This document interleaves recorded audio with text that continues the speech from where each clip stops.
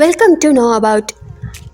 இன்றைக்கி இந்த வீடியோவில் நம்ம என்ன பார்க்க போகிறோன்னா, ஒரு சின்ன கான்வர்சேஷன், அதாவது ரெஸ்டாரண்ட்டில் வெயிட்டருக்கும் கஸ்டமருக்கும் இடையில் நடக்கக்கூடிய ஒரு சின்ன கான்வர்சேஷன் தான் பார்க்க போகிறோம். வாங்க வீடியோக்குள்ளே போகலாம். நம்ம எப்பயுமே ரெஸ்டாரண்ட்டுக்குள்ளே போன உடனேவும் வணக்கம் சார், உட்காருங்க அப்படின்னு சொல்லுவாங்க.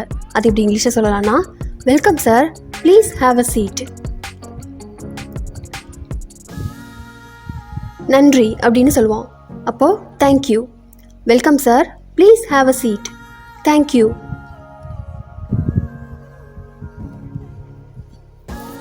அடுத்து என்ன கொண்டு வரட்டும் சார் அப்படின்னு கேட்பாங்க. How can I help you sir?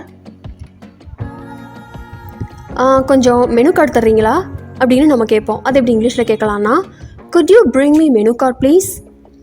How can I help you sir? Could you bring me menu card please? அடுத்து கண்டிப்பாக சார், இதோ மெனு கார்டு அப்படின்னு சொல்லுவாங்க. அது எப்படி இங்கிலீஷ் சொல்லலாம்னா, sure sir, here is our menu card. எனக்கு சிக்கன் கிரேவியும் ரொட்டியும் கொண்டு வாங்க அப்படின்னு சொல்லுவோம். அது எப்படி இங்கிலீஷில் சொல்லலாம்னா, I will have chicken gravy and naan. Sure sir, here is our menu card. I will have chicken gravy and naan. அடுத்து குடிக்கிறதுக்கு ஏதாவது ஆர்டர் பண்ணுறீங்களா அப்படின்னு வெயிட்டர் கேட்பாங்க. அது எப்படி இங்கிலீஷில் கேட்குறதுனா, would you like to order beverages? இல்லை பரவாயில்ல, ஒரு டம்ளர் தண்ணி மட்டும் போதும் அப்படின்னு எப்படி இங்கிலீஷில் சொல்கிறது? no thanks, just a glass of water. would you like to order beverages? no thanks, just a glass of water.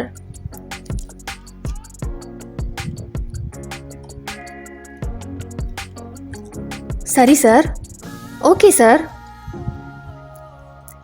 Customer கேட்குறாங்க, எவ்வளோ நேரம் ஆகும்? How long will it take? How long will it take? 5லேருந்து 10 நிமிஷம் வரை ஆகும் sir அப்படின்னு waiter சொல்கிறாரு. அது எப்படி இங்கிலீஷில் சொல்கிறது? It will take 5 to 10 minutes sir. சரி, ரொம்ப நன்றி அப்படின்னு சொல்லுவோம். Okay, thanks. It will take 5 to 10 minutes sir. Okay, thanks.